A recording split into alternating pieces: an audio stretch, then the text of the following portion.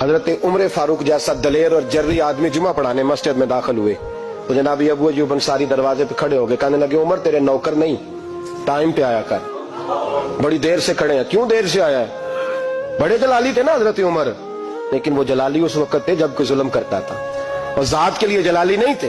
کب وقت پہ آیا کر، کو ملازم نہیں تیرے؟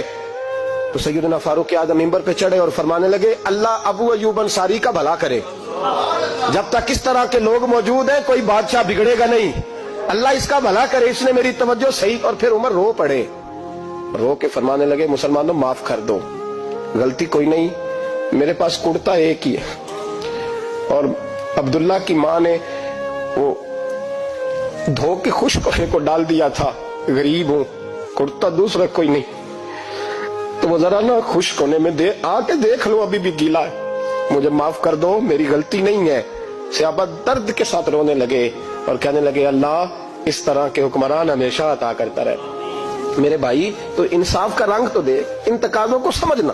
یہاں کسی کی جرت ہے بول سکے، طاقت ہے کسی کی، لیکن انہوں نے اپنے آپ کو پیش کیا، سامنے پیش کیا اپنے آپ لوگوں کے سامنے۔ دو مال غنیمت کی چادریں بانٹ رہی ہیں، سب کو ایک ایک ملی ہے۔ فاروق اعظم جمعہ پڑھانے آئے تو اسی چادر کا کرتا، اسی کی تامت، لوگ کھڑے ہو گئے، عمر بتا تو نے دو کیوں لی؟ یہ انصاف ہے، یہ عدل ہے، کیوں لی دو؟ حضرت عمر کہنے لگے میرا بیٹا جواب دے گا۔ عبداللہ بن عمر بولے، کہنے لگے ابا جی کے کپڑے بڑے پرانے ہو گئے تھے، میں نے اپنے حصے کی بھی اپنے ابا جی کو دے دی ہے۔ دیکھیں نا یہ انصاف میرے نبی پاک نے کیا ہے، صحابہ نے سیکھا ہے۔